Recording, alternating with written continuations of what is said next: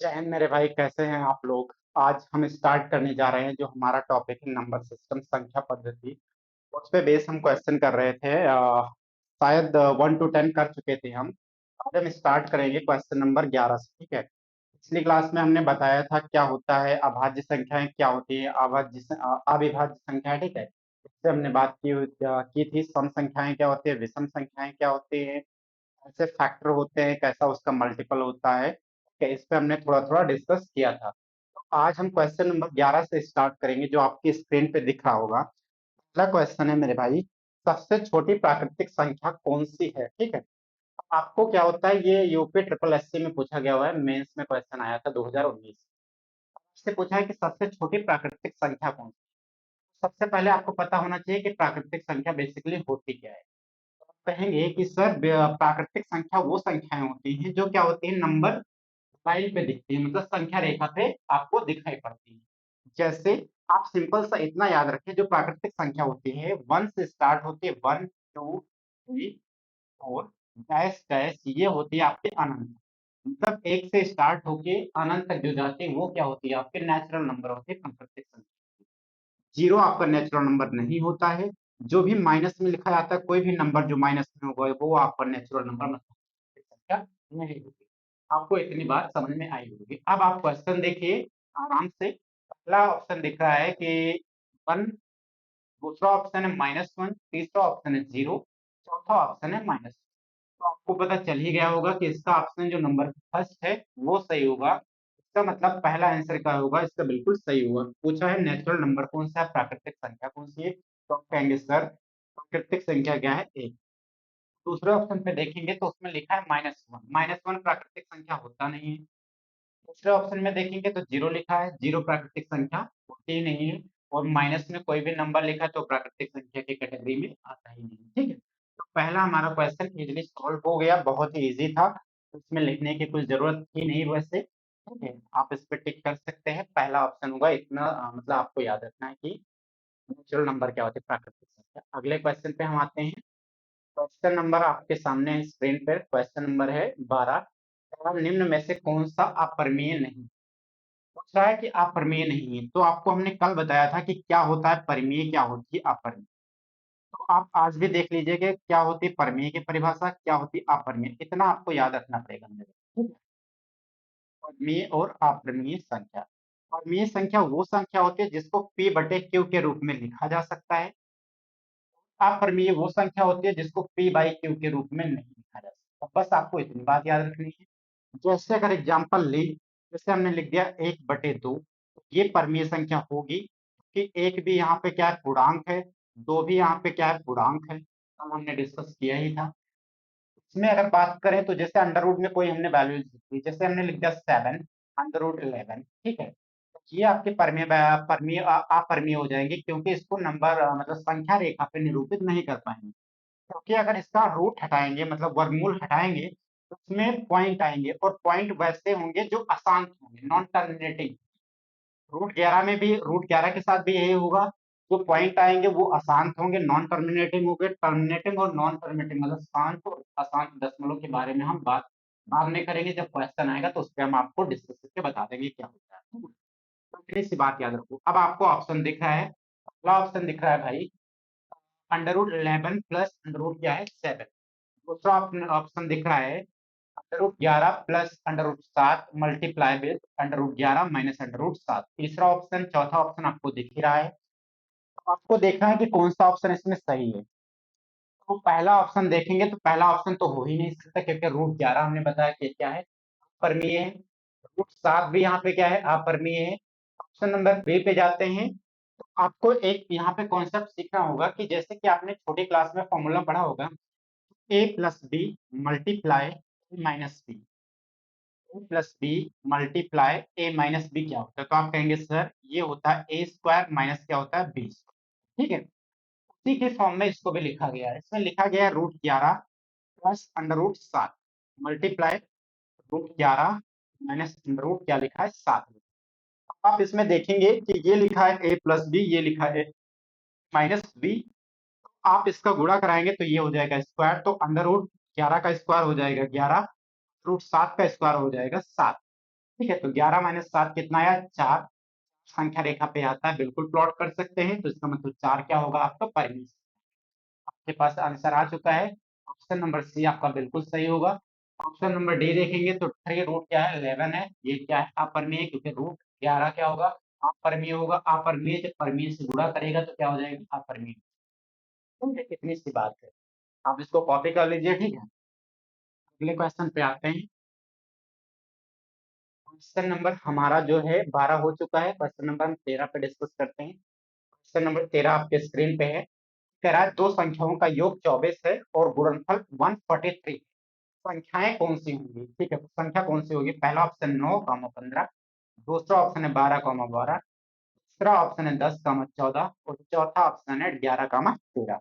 अब इसमें जब भी क्वेश्चन आते हैं आपको डिटेल में भी बता देते हैं। जैसे इसमें बोला है कि सम, तो आप कहेंगे सर एक्स प्लस वाई को उसमें कितना दिया है, 24, और इनका गुणनखंड कितना दिया है, तो दिया है 140। कहने का मतलब ऐसी कोई संख्या, दो संख्या लिखनी है जिसको जोड़ने पे 24 आ जाए, उनको गुणा करने पे कितना है, 143। अब ये वाले क्वेश्चन ऐसे होते हैं, आप इसको 9th और 10th में किए होंगे। उसमें क्या किया जाता था कि दो समीकरण है तो दोनों वैल्यू निकल जाएंगे, लेकिन इसमें होता क्या है बेसिकली, आप एक्स की वैल्यू निकालेंगे, फिर एक्स की वैल्यू निकाल के पहले वाले समीकरण में रखेंगे, तो इतना तो नहीं करना है, क्योंकि क्या है, ये कॉम्पिटिटिव एग्जाम है, बोर्ड का एग्जाम तो है नहीं, है ना। तो आपको इतना शॉर्ट में करना है, इतना डिटेल हमें नहीं करना। ऑप्शन से पिकअप करते हैं, जैसे कि कोई भी ऑप्शन, पहला ऑप्शन उठाते हैं। 9 क्या है, 15। 9, 15 इन दोनों को जोड़ के तो 24 आ जाएगा, ठीक है। अब इसको भी वेरीफाई करना है। 15 का 9 से गुणा होगा, तो 15 का 9 से जब होगा तो लास्ट का डिजिट देखना है। इसका 9 45 हो जाएगा, 45 का मतलब लास्ट का जो डिजिट आएगा वो क्या आएगा, 5। वहां पे क्या लिखा है, 3, तो ये ऑप्शन बिल्कुल नहीं होगा। ये बात करें तो आगे लिखा है 12 कॉमा कितना लिखा है, 12। 12 + 12 24 हो जाएगा, लेकिन जब 12 12 का गुणा करेंगे तो कितना आएगा, 144। जो कि पीछे 4 आ रहा है, मतलब 144 आया, ये 143, ये होगा ही नहीं। तीसरा ऑप्शन अगर देखेंगे तो तीसरा कितना है, 10 कामा कितना है, 14। दोनों को जोड़ेंगे तो 24 हो जाएगा, लेकिन जब इसको मल्टीप्लाई कराएंगे तो ये 0 है, तो लास्ट के डिजिट क्या आ जाएगी, 0, मतलब 140 हो जाएगा। ये 143 है, ये भी ऑप्शन नहीं होगा। लास्ट के ऑप्शन पे आएंगे तो हो जाएगा आपका 11 कामा कितना हो जाएगा, 13। 11 13 को जब जोड़ेंगे तो कितना हो जाएगा, 24 हो जाएगा। और जब गुणा कराएंगे तो 3 इक्नम क्या हो जाएगा, 3, लास्ट में 3 आएगा और 1 4 आ जाएगा। इसका मतलब ऑप्शन नंबर डी आपका बिल्कुल क्या है, सही है। आपको पेपर में इतना नहीं करना होता, ये तो लिख के हम बता रहे हैं, ठीक है, तो टाइम लग रहा है।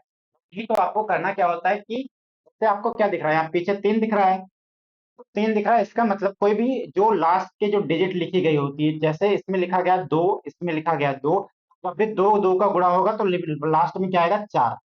फिर 4 लिखा है, 4 0 का गुणा होगा तो कितना आएगा, 0। उसमें 3 लिखा है, 3 और 1 का गुणा क्या होगा तो क्या आएगा, 3। तो ऑप्शन से पिक करना है यहाँ पे कि को 3 दिख रहा है, तो इसका मतलब लास्ट के डिजिट क्या होंगे, 3, और मतलब लास्ट के जो डिजिट होंगे उनका जो मल्टीप्लाई होगा, मतलब जो उनका गुणनखंड होगा, वो क्या आएगा, उसका यूनिट डिजिट क्या आना चाहिए, 3 आना चाहिए। उसी पे टिक करके आगे बढ़ जाना है, इजिली कर लेंगे यूनिट डिजिट से, ठीक है। समीकरण पे नहीं जाएंगे, अगर समीकरण पे करने लगेंगे तो पेपर ही खत्म हो जाएगा, ठीक है, कर नहीं पाएंगे। नेक्स्ट क्वेश्चन पे आते हैं। आपके स्क्रीन पे क्वेश्चन नंबर दिख रहा है 14। आराम से करिए, ये कुछ परसेंटेज जैसा लग रहा है, ठीक है क्वेश्चन, लेकिन आया हुआ है क्वेश्चन, ठीक है, नंबर सिस्टम में था, और UP triple S C assistant boring technology और टेक्नीशियन में आया है। क्वेश्चन आपके सामने है बोर्ड पे, है कि एक स्कूल में 76% छात्र क्या है, लड़के हैं, यदि लड़कियों की संख्या 204 है, तो छात्रों की यहाँ पे क्या बताना है, कुल संख्या बताना। कहने का मतलब मेरे भाई कि देखो, कोई भी वैल्यू क्या होती है, 100% होती है, तो कहने का मतलब इसमें कह रहा है कि 76% क्या है, बॉयज।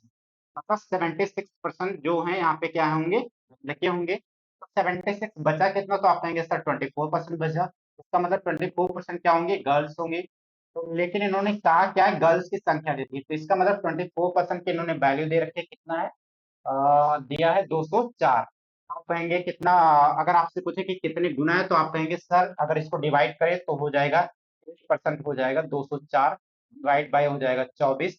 आपको 100% निकालना है, तो यहाँ पे हो जाएगा 100% निकालेंगे, अगर टोटल पूछा है तो 204 डिवाइड बाय हो जाएगा 24, मल्टीप्लाई कितना आएगा, 100। कैंसिल आउट करेंगे तो 4 का 6 24 हो जाएगा, 4 का 25 हो जाएगा, तो ऐसे करेंगे तो 6 का 2 18, 6 का 18 हो गया, 6 का 4 कितना हो जाएगा, 24। 25 का 4 से होगा 100 हो जाएगा, 25 का 2 से होगा 25 का 4 होगा 100 हो जाएगा। 25 का 4 होगा, 1 मिनट गलत हो गया, 3 होगा यहाँ पे, 6 का 3 18 हो जाएगा, 2 बचा 24 हो गया, तो 25 का 4 100 हो जाएगा, 25 का 3 75 हो जाएगा, तो ये टोटल आपका आएगा 850। इसका मतलब उस स्कूल में टोटल जो बच्चे हैं वो कितने हैं, 850। ऑप्शन नंबर आपका सी बिल्कुल यहाँ पे क्या होगा, सही होगा। ऐसे आपको करने हैं। इसका मतलब आप इसमें समझेंगे तो बॉयज का परसेंटेज दे रखा था, गर्ल्स का नहीं दिया था, तो हमें पता है कोई भी वैल्यूज 100% होती है, मतलब जो जैसे कोई क्लास है तो उसमें 100% होंगे, है ना, 10 बच्चे हों चाहे 20 हो, लेकिन वो होंगे तो 100%। ये बात आप समझ रहे होंगे। 24% दिया था, हमने 204 को डिवाइड कर लिया, 1% निकाला, फिर टोटल 100% निकाल के आपके सामने ऑप्शन नंबर सी सही है बिल्कुल। ठीक है, अगले क्वेश्चन पे आते हैं। क्वेश्चन नंबर आपके सामने स्क्रीन पे 15, इनसे आप करिए, एक बार ट्राई करिए, करवाते हैं। तो आपको ट्राई तो करना पड़ेगा मेरे भाई, क्योंकि क्या होता है कि टीचर का काम होता है केवल क्या करना, पढ़ा देना, लेकिन आपको प्रैक्टिस तो करनी पड़ेगी, क्योंकि विदाउट प्रैक्टिस के कुछ होने वाला है नहीं। प्रैक्टिस बहुत ही जरूरी है, क्योंकि आप चाहे जितना आप कॉन्सेप्ट जानते हो, लेकिन अगर आप मैथ के रफ और शीट पे अगर प्रैक्टिस नहीं कर रहे हैं मैथ की, तो कभी आप सॉल्व कर ही नहीं पाएंगे, क्योंकि ये कोई जीएस का सब्जेक्ट नहीं है जिसको आप पढ़ते जाएंगे, मतलब रीड करते जाएंगे और हो जाएगा। इसमें आपको क्या करना पड़ेगा, पेन चलाना ही पड़ेगा आपको, तभी मैथ आने वाली है। ठीक है, तो जैसे ही आपके सामने स्क्रीन पे क्वेश्चन आता है, आप क्या करें, उसको पहले सॉल्व करने की कोशिश करें। ठीक है, हमारे साथ सॉल्व करें, फिर आपको हम बताएंगे कैसे शॉर्ट में होता है। ठीक है, अभी थोड़ा डिटेल, जैसे शॉर्ट और डिटेल दोनों मिक्स के बता रहे हैं। ठीक है, तो ऐसा स्टेज आ जाएगा कि आप बिल्कुल कंफर्टेबल हो जाएंगे, तो हम इसको शॉर्ट में मतलब विदाउट ऑप्शन से भी सॉल्व करना सीख लेंगे। ठीक है, आपके सामने कह रहा है कि दो संख्याओं का गुणनफल 2028 है और उनका एचसीएफ जो है 13 है, ऐसे युग्मों की संख्या बताइए। युग्म का मतलब होता है ये मेरे जोड़ा होता है। तो अगर देखेंगे यहाँ पे तो दो संख्याओं का गुणनफल दिया है 2028। अच्छा, जो एचसीएफ होता है, हमने फर्स्ट क्लास में बताया था, डिस्कस किया था, जो एचसीएफ होता है दोनों में कॉमन होता है, इसका मतलब दोनों में वो प्रेजेंट होता है, दोनों में उपस्थित होता है। तो हम कहें कि संख्या क्या है, एक्स कॉमा वाई, ये तो संख्या हो गई, लेकिन इसमें इन्होंने एचसीएफ दे रखा है, तो एचसीएफ क्या हो जाएगा, दोनों के साथ रहेगा, क्योंकि वो कॉमन होता है ना, हाईएस्ट कॉमन फैक्टर, तो दोनों के साथ रहेगा, 13 इनके साथ भी रहेगा, 13 इनके साथ भी रहेगा। तो देखेंगे तो ये हो जाएगा, गुणनफल दिया है, गुणनखंड दिया है, गुणनफल कितना दिया है, 2028, तो 13x 13y इक्वल्स टू हो जाएगा 2028। यहाँ पे एक्स वाई निकालेंगे तो एक्स वाई इक्वल्स टू हो जाएगा 2028, डिवाइड बाई हो जाएगा 13 मल्टीप्लाई 13, 13 का एक का नाम 13 हो जाएगा, 7 जाएगा 72 हो जाएगा, 13 का 5, 13 का 6 हो जाएगा, 13 से काटेंगे 13 का 1 हो जाएगा, 13 का 1 तो 2 बचा, 13 का 2 कितना हो जाएगा, 26। तो मतलब एक्स वाई इक्वल्स टू कितना आ गया, 12। जब एक्स वाई इक्वल्स टू 12 आया है, तो अब आपको समझना है, कहने का मतलब कोई संख्या है एक्स और वाई है, ठीक है, इनका गुणनफल कितना है। अब आपको बताना है कि कितने जोड़े बन सकते हैं, जोड़े जो भी बनेंगे भाई, वो क्या होंगे, दूसरे से डिविजिबल नहीं होने चाहिए, ठीक है, अभाज्य होने चाहिए। तो कहेंगे सर एक्स को 1 ले लेते हैं, ठीक है, और वाई को क्या ले लेते हैं, 12, इसमें कुछ कॉमन तो है नहीं, बिल्कुल सही है, इसको वेरीफाई करना चाहिए, तो ये 12 आ गया। कहेंगे सर एक्स को 3 ले लेते हैं, वाई को कितना ले लेते हैं, 4, तो देखेंगे तो 3 का 4 कितना हो जाएगा, 12, आपके सामने 12 हो जाएगा। आप कहेंगे सर 6 और 2 ले लीजिए, 6 2 और 2, अब देखो यहाँ पे 6 और 2 जैसे ही लेंगे, ये क्या हो जाएगा, कॉमन, इसमें 2 इसमें भी दिख रहा है, 2 और 2 इसमें भी होगा, क्योंकि 2 3 कितना होता है, 6 होता है। कहने का मतलब ऐसी संख्या लेनी है कि दोनों डिविजिबल ना हो, इसका मतलब भाज्य ना, अभाज्य संख्या लेनी, तो इसका मतलब ये ऑप्शन बिल्कुल नहीं।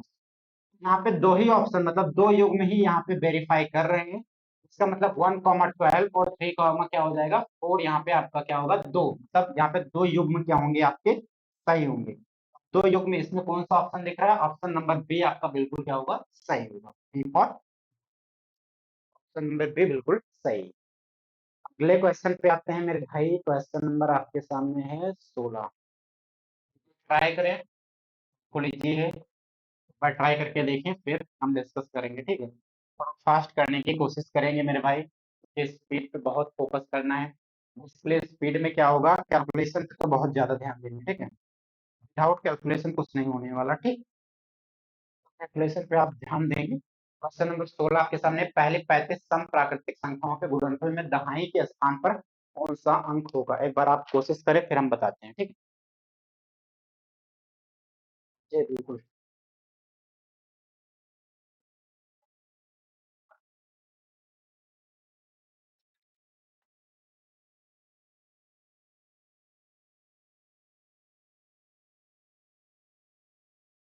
इसमें बोला है कि पहले 35 प्राकृतिक संख्याओं के गुणनफल में दहाई के स्थान पर कौन सा अंक होगा। तो यहाँ पे समझना मेरे भाई, होता है इकाई का है। जो यूनिट डिजिट होती है ये टेंथ प्लेस होता है, ये हंड्रेड प्लेस होता है, ठीक है। तो ये इकाई का अंक होता है, ये क्या होता है, दहाई का अंक होता है पीछे से। तो ये कह रहा है कि जब 35 प्राकृतिक सम संख्याएं लिखी जाएंगी तो उनका हम गुणा करा देंगे लास्ट के डिजिट में, मतलब लास्ट के बाद जो दहाई का अंक होगा वो क्या होगा, ठीक है। तो कॉन्सेप्चुअल क्लास, मतलब कॉन्सेप्चुअल ये क्वेश्चन है, आपको थोड़ा सोचना पड़ेगा। आप कहेंगे कि कुछ सम संख्याएं तो आपको पता ही होंगी, जैसे कि 2 होगा, 4 होगा, 6 होगा, फिर बीच में 10 आएगा, 20 आएगा, ऐसे बढ़ता जाएगा, 30 आएगा, 40 आएगा, फिर कहाँ तक लिखना है आपको, 35 सम संख्या लिखनी है। तो जब 35 सम संख्या लिखनी है तो 35 का डबल कितना होता है, 70। इसका मतलब जो लास्ट की संख्या होगी वो कितनी होगी, 70 होगी। तो यहाँ पे लास्ट में क्या आएगा, 70 आएगा। कहने का मतलब आप जब इन संख्याओं को गुणा कर देंगे तो इसके दहाई के अंक पे क्या आएगा। एक बात ये समझना कि क्या होता है बेसिकली, जब क्या होता है ऐसी संख्याओं का गुणा किया जाता है। एक मिनट, ब्राइटनेस बहुत ज्यादा है, एक मिनट देख लेते हैं।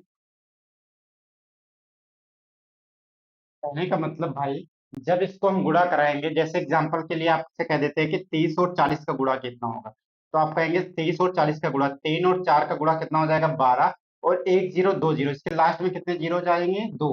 तो इसका मतलब हो जाएगा दो जीरो लास्ट में आएंगे। कहने का मतलब जितने जीरो होते हैं मल्टीप्लाई करने पे, गुणा करने पे, उतने जीरो लास्ट में क्या होते हैं, जुड़ जाते हैं। सिंपल सी बात इतनी, ठीक है। तो जब गुणा कराएंगे तो लास्ट यहाँ देखेंगे तो बहुत सारे जीरो दिख रहे हैं, इसका मतलब आएगा, यहाँ भी जीरो आएगा, यहाँ भी जीरो आएगा, और ऐसे करके कुछ डिजिट लिखी जाएंगी बड़ी सी।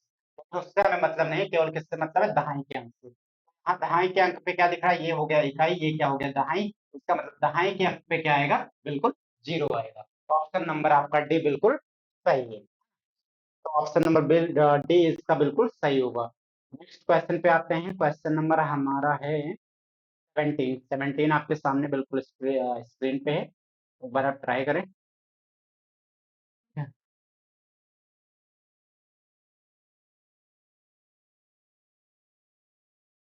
क्वेश्चन नंबर 17 कह रहा है कि दो अभाज्य युग्म संख्याएं ए माइनस बी, ए प्लस बी के लिए ए और बी। पहला ऑप्शन दिख रहा है सह दूसरा ऑप्शन कह रहा है युग्म अभाज्य, और तीसरा ऑप्शन कह रहा है भाज्य संख्याएं, चौथा ऑप्शन सम संख्या है। कहने का मतलब ए माइनस बी को और ए प्लस बी को क्या करना है, लेना है हमें, क्या है, अभाज्य संख्या है। इसका मतलब कटनी नहीं चाहिए।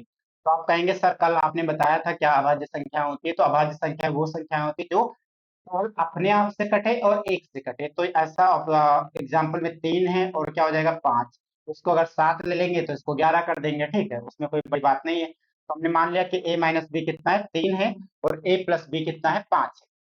को ए और बी बताना है, सेपरेटली ए और बी बताना है। तो आप कहेंगे सर यहाँ पे अगर ए निकालना है तो ए कितना हो जाएगा, तो आप 5 और 3 8, 8 का मतलब जोड़ के दोनों को क्या कर दो, आधा कर दो, तो ये कितना आ जाएगा, यहाँ पे 4 आ जाएगा। और बी घटा के आधा कर दो, 5 माइनस 3 कितना होगा, 2, 2 डिवाइड बाई 2 कितना होगा, 3 हो जाएगा। हमने शॉर्ट में कर लिया, आप एक क्वेश्चन बना के भी कर सकते हैं, ठीक है, आपको इतना ही फर्स्ट करना है। तो ए इक्वल्स टू 4 हो गया, बी इक्वल्स टू 1 हो गया। अब ए और बी में देखना है, कहेंगे सर दोनों में कुछ कॉमन तो है नहीं, एक कॉमन है, एक तो बेसिकली सब में कॉमन होता है। तो कहने का मतलब यहाँ पे पहला ऑप्शन क्या होगा, पहला ऑप्शन है सह दूसरा दूसरा ऑप्शन है युग्म अभाज्य। युग्म अभाज्य का मतलब होता है जो लगातार दो अभाज्य संख्या आ जाए, जैसे कि 3 और 5 क्या है, युग्म अभाज्य, 5 और 7 क्या है, युग्म अभाज्य। लेकिन ये लगातार तो है नहीं, इसका मतलब क्या है कि ये अभाज्य संख्या, मतलब दूसरा ऑप्शन ये नहीं होगा, ये वो अभाज्य नहीं है। ये कौन सा ऑप्शन होगा, ऑप्शन नंबर ये क्या होगा, फर्स्ट बिल्कुल क्या होगा, सही होगा। फर्स्ट ऑप्शन क्या है, सह अभाज्य संख्या है ये तो होंगे नहीं, क्योंकि एक भाज्य नहीं, ये चार क्या है, भाज्य है। तो भाज्य संख्या तो होगी नहीं। तो हमारा 17 नंबर भी क्वेश्चन बिल्कुल अ, हो गया। अब क्वेश्चन नंबर आएंगे हम, आपके सामने क्वेश्चन नंबर 18 बढ़िया से दिख रहा होगा। ये भी आया यूपी ट्रिपल एससी स्टेट मंडी परिषद से, सेकंड में आया, 2018 में आया हुआ क्वेश्चन है। आप देखो इजीली कर पा रहे हैं ना, प्रीवियस क्वेश्चन है, यूपी ट्रिपल एससी ने पूछा है, आप इजीली कर पा रहे हैं।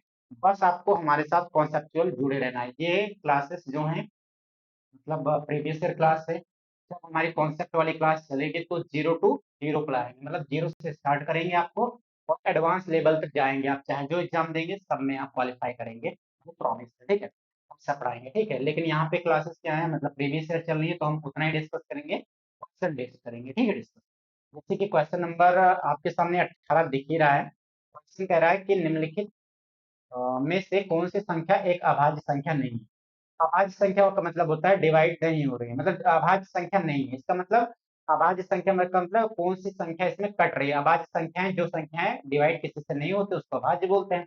ऑप्शन पहला 281, तो आप कहेंगे सर 281 किसी के पहाड़े में तो आता नहीं, टेबल में आता नहीं, किसी से नहीं कटेगा। दूसरा ऑप्शन देखेंगे तो 409 किसी के टेबल में नहीं आता, 541 किसी के टेबल में नहीं आता, नहीं कटेगा। चौथा ऑप्शन आपके सामने है 437, 437 बिल्कुल आता है। कहेंगे सर 437 आपको कैसे पता। इसके लिए आपको कोई सजेशन नहीं है, मतलब कोई यहाँ पे ऐसा रामबाण है नहीं कि हम बता दें आपको कैसे आ गए। तो उसके लिए आपको पहाड़े बिल्कुल याद होने चाहिए, 1 से लेकर 40 तक तो कम से कम एकदम याद ही होना चाहिए। जैसे आपसे बोले 33 57 क्या होता है, तो आप तुरंत बता दें, ये नहीं कि कैलकुलेट कर रहे हैं। कैलकुलेट करेंगे तो आप औरों से आगे कैसे जाएंगे, क्योंकि जो बच्चे बहुत बच्चे ऐसे होते हैं कि पूरा याद होता है। कंपटीशन क्या होता है, जो आपके बच्चे मतलब आपके साथ पेपर दे रहे हैं उनसे कंपटीशन को करना, उनसे बेहतर बनना है, ना कि पूरे दुनिया में बेहतर बनना है, ऐसा नहीं होता है। तो एग्जाम होता है वो ये मांगता है कि आप जितने बच्चे अपेयर हो रहे हैं एग्जाम में उनसे आप बेहतर हो। तो कहने का मतलब सिंपल सा ये है कि आपको क्या करना है, थोड़े याद होने चाहिए, स्क्वायर याद होने चाहिए, क्यूब रूट याद क्यूब याद होने चाहिए। तो जबान पे होना चाहिए तभी हो पाएगा। जैसे ये आप एग्जाम्पल देख ही सकते हैं, अगर आपको पहाड़े नहीं याद है तो आप 1 मिनट ले लेंगे, इसमें सबको चेक करेंगे। 437 किससे डिवाइड होगा, तो आप कहेंगे सर 19 से डिवाइड होता है। चेक कर ले, 19 का 2 कितना होता है, 38 होता है। 19 5 बचेगा 57 हो जाएगा, 19 का 3 कितना हो जाएगा 57, कंप्लीटली क्या होगा, डिवाइड हो गया। मतलब ऑप्शन नंबर डी बिल्कुल क्या होगा आपका, सही होगा। अगले क्वेश्चन पे आते हैं। क्वेश्चन नंबर आपके सामने आ रहा है स्क्रीन पे, बढ़िया सा क्वेश्चन नंबर 19। ठीक है, आपके सामने क्वेश्चन दिख रहा होगा 19 नंबर, आप आराम से करें इसको। कह रहा है कि 765 मल्टीप्लाई विद 641 मल्टीप्लाई 357, 165 का गुणा 641 से हुआ है, गुणा 357 हुआ है, में इकाई का अंक क्या होगा। ठीक है, पूछ रहा है कि इकाई का अंक क्या होगा। कहने का मतलब जब इसको गुणा कराया जाएगा तो इकाई का अंक क्या होगा। सिंपल सा फंडा ये होता है कि इसका ऑप्शन हम तुरंत बता देंगे कि डी क्या हो, कौन सा ऑप्शन होगा, डी होगा। तो देखो एक फंडा होता है, जैसे आपसे कहें कि 15 गुणे 27 कर लेते हैं, फिर कर लेते हैं 13। अगर हमसे कोई पूछे कि इसका जब हम गुणा कराएंगे ना पूरा, तो इसकी इकाई के अंक में क्या आएगा, तो आप कहेंगे सर ये देखा जाता है कि जब भी इकाई का अंक कोई पूछे तो इसका मतलब लास्ट के जो अंक होते हैं वही गुणा करके हम चेक कर लेते हैं। ठीक है, जैसे 3 का 7 21 हो जाएगा, 21 में लास्ट में क्या आता है, 1 आता है। तो 1 से 5 से होगा तो क्या हो जाएगा, 5। इसका मतलब आप कहेंगे लास्ट में क्या आएगा सर, 5 आएगा, बिल्कुल आएगा। आप गुणा करा के चेक भी कर सकते हैं, सिर्फ 5 आएगा लास्ट में। आगे कुछ भी आए उसको हमें नहीं पता है, क्योंकि इसको हमें पूरा तो गुणा करके देखना नहीं है। इसका मतलब ये तो श्योर है कि लास्ट में क्या आएगा, इसके 5 आएगा। तो इसमें पूछा है कि इकाई का अंक क्या होगा, तो इसमें 765 दिख रहा होगा आपको, गुणे 641 मल्टीप्लाई विथ 357। 7 वन जा क्या हो जाएगा, 7 7 जब 5 जा कितना हो जाएगा, 35। इसका मतलब लास्ट का डिजिट क्या आएगा, ऑप्शन नंबर आपका कोई इसमें वेरीफाई नहीं हो रहा, डी ऑप्शन इसका बिल्कुल क्या होगा, सही होगा। इसमें नन ऑफ दीज होगा, मतलब कोई नहीं। अगले क्वेश्चन पे आते हैं मेरे भाई। क्वेश्चन नंबर आपका लास्ट है आज का क्वेश्चन, क्वेश्चन नंबर बिल्कुल कौन सा, 20। ठीक है, आप करें एक बार, लास्ट क्वेश्चन है, काफी अच्छा क्वेश्चन है। हम बैठ से क्वेश्चन लगभग लगभग टाइम लग जाएगा थोड़ा सा। ठीक है, डिपेंड करता है कि 33 का पहाड़ आपको आता है कि नहीं, है ना। तो इसमें लिखा है 7, आपसे पूछा है कि 75382, मतलब 75,382 को 33 से जब भाग करने पर शेषफल ज्ञात कीजिए। ठीक है, तो हर टीचर अपने हिसाब से बताते हैं, हम आपको अपने हिसाब से बताएंगे कि किस कैसे इसको शॉर्ट में जल्दी से करना है। कि देखो टीचर अपने अकॉर्डिंग बताएंगे, आपको अपने अकॉर्डिंग कुछ चीजें अपने आप करनी होंगी। जैसे अगर कहे 75382 को जब डिवाइड किया जाता है और 33 से विभाजित किया जाता है तो शेषफल क्या आता है, यही पूछ रहा है। ठीक है, ये पूछ रहा है। आप एक बात समझेंगे कि जब भी कोई चीज यहाँ शेषफल आती है, जैसे हमने मान लो क्या शेषफल मान लो आ रहा है 2 आ रहा है, अगर आपसे पूछने लग जाए कि अगर इस शेषफल को इससे अगर माइनस कर दें तो ये क्या कट जाएगा, तो आप कहेंगे बिल्कुल सर, जो एक्स्ट्रा आ रहा है अगर उस संख्या में से माइनस कर देंगे तो बिल्कुल कट जाएगा। ठीक है, तो वही कॉन्सेप्ट इसमें भी लग रहा है। इसका मतलब जो आपके सामने क्वेश्चन लिखा है इसको ऐसे नहीं डिवाइड करना है, बच्चों की तरह डिवाइड करना, तब तो करते रह जाएंगे। ठीक है, इतना डिवाइड नहीं करना है। इसका मतलब आपको करना है कि ऑप्शन देख के करना है, डिजिटल सम लगाना है। डिजिटल सम का मतलब होता है आंशिक योग। आगे डिस्कस भी कर लेंगे क्या होता है आंशिक योग, अभी आपके लिए इतना समझे ठीक है, तो ये कैसे सॉल्व करना है, ठीक है, अंक के योग हम बाद में डिस्कस करेंगे क्या होता है अंक के योग डिटेल में। थ्री का क्या होता है, सिक्स, नाइन का कैसे निकालते हैं, फाइव का, सेवन का, 11 का, 13 का, बेसिकली यही पूछा जाता है, ठीक है। तो अगर डिजिटल सम लगाएंगे तो जैसे 33 से कह रहा है कि डिवाइड होना चाहिए, 33 से डिवाइड हो जाए पूरा पूरा, लेकिन शेषफल कुछ ना कुछ बचना चाहिए। तो 33 में आपको क्या आता है, 11 इंटू क्या आता है, 3। इसका मतलब जो संख्या लिखी है और जो ऑप्शन है, अगर ऑप्शन को घटा दो उस संख्या में से, तो इसका मतलब वो संख्या तो पूरी पूरी डिवाइड होनी चाहिए। देखेंगे तो देखो 7, 5, 3, 8, 2, 3 से तभी डिवाइड होगा जब इसका सम 3 से डिवाइड हो जाए, ठीक। अभी तो 3 से डिवाइड नहीं होगा, क्योंकि देखो 8 2 कितना हो जाएगा, 10 3 13, 13 5 कितना हो जाएगा, 18, 18 7 कितना हो जाएगा, 25। 24 डिवाइड हो जाता है लेकिन 25 नहीं होगा। इसका मतलब यहाँ पे जो डिजिटल सम है, आंशिक योग है, उसका एक ज्यादा है, ठीक है, एक क्या है, ज्यादा है। इसका मतलब ऑप्शन में से आपको आंशिक योग एक क्या करना पड़ेगा, घटाना पड़ेगा, एक आंशिक योग घटाना पड़ेगा। ऑप्शन नंबर आपके सामने ये दिख रहा होगा कि उसका आंशिक योग बिल्कुल क्या है, एक है। इसका मतलब ऑप्शन नंबर डी को क्या कर देंगे, इससे अगर क्या कर दें, माइनस कर दें, तो ये क्या हो जाएगा, आंशिक योग, इसका मतलब आंशिक योग एक क्या हो जाएगा, खत्म हो जाएगा। जैसे एक खत्म होगा ये 3 से डिवाइड हो जाएगा, जैसे 3 से डिवाइड हुआ, ये श्योर है कि ये 11 से भी डिवाइड हो जाएगा, ठीक है। लेकिन इसका मतलब ये नहीं होता कि जो संख्या 3 से डिवाइड हो 11 से, ऐसा नहीं। हम यहाँ पे सॉल्व कर रहे हैं अकॉर्डिंग टू ऑप्शन, ऑप्शन के अकॉर्डिंग। यहाँ पे आप करके देख लीजिए, वेरीफाई भी करवा देते हैं, ठीक है। तो ऑप्शन नंबर इसका आप डी नोट कर लीजिए, बिल्कुल डी क्या होगा, सही होगा। अगर यहाँ से 10 माइनस कर दे तो 10 ऐसे ही माइनस होगा कुछ, यहाँ पे 2 आएगा, यहाँ पे क्या आएगा 7, यहाँ पे क्या आएगा 3, 5 और 7 आएगा। इसको आप 11 और 3 से डिवाइड करेंगे तो ये हो जाएगा, 3 का 11 से करेंगे तो 11 का 6 66 होता है, 11 का 7 77 होता है, ठीक है। पहले 3 से कर लेते, 3 का नम 3 हो जाएगा, 3 का 2 हो जाएगा, 3 का पंजा 15 हो जाएगा, 3 का 1 हो जाएगा, 3 का 2 हो जाएगा, 3 का 4 हो जाएगा, कैंसिल आउट हो जाएगा। 11 से करेंगे, 11 का 2 कितना होता है, 22, 3 बचेगा 21 हो जाएगा। 11 का 2 22 होता है, कितना बचेगा 9 92 हो जाएगा। 11 का 8 88 होता है, 4 बचा तो कितना होगा 44। 11 का 4 काटेंगे तो कितना हो गया 44, मतलब पूरा पूरा क्या हो गया यहाँ पे, कट गया। इसका मतलब ऑप्शन नंबर आपका डी बिल्कुल वेरीफाई कर रहा है। तो इस तरह से आपको मतलब सोचना पड़ेगा, ऑप्शन के अकॉर्डिंग ही सोचना पड़ेगा, ठीक है। तो आज की क्लास मेरे भाई यहीं पे खत्म होती है, ठीक है। इसलिए हमने 20 क्वेश्चन हम कर चुके हैं, ठीक। अब आप पढ़ते रहिए आराम से, ठीक है। कोई भी डाउट हो तो आप कमेंट सेक्शन में जरूर डाल दीजिएगा, ठीक है। उसका रिप्लाई दिया जाएगा, ठीक है। और बाकी कुछ इश्यूज आ रहे हैं, ले जैसे वॉइस को लेकर आ रहे हैं, वॉइस को, ठीक है, तो वो टेक्निकल टीम 2-3 दिन में सही कर लेगी, ठीक है। थोड़ा इश्यूज है तो किसी तरह मैनेज करें, है ना मेरे भाई, क्योंकि प्रॉब्लम तो आती रहती है, लेकिन प्रॉब्लम, जो प्रॉब्लम होती है वो पार्ट ऑफ क्या होता है, लाइफ होता है ना। तो उसको तो झेलना पड़ेगा, ठीक है, थोड़ा बहुत तो मैनेज करना पड़ेगा आपको। उसके बाद सारी चीजें अपने शेड्यूल हो जाएंगे, जैसे हम लोग क्लास करेंगे, ठीक। तो आप जैसे कि यहाँ से हमने फर्स्ट डे से हम यहाँ से स्टार्ट किए थे, हो चुके हैं 20 क्वेश्चन हो गए हैं। आप इसमें कोई भी डाउट हो तो आप पूछ सकते हैं, बिल्कुल कमेंट करिए, ठीक।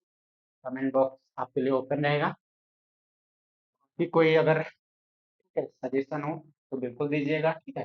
ओके मेरे भाई, बाय, जय हिंद।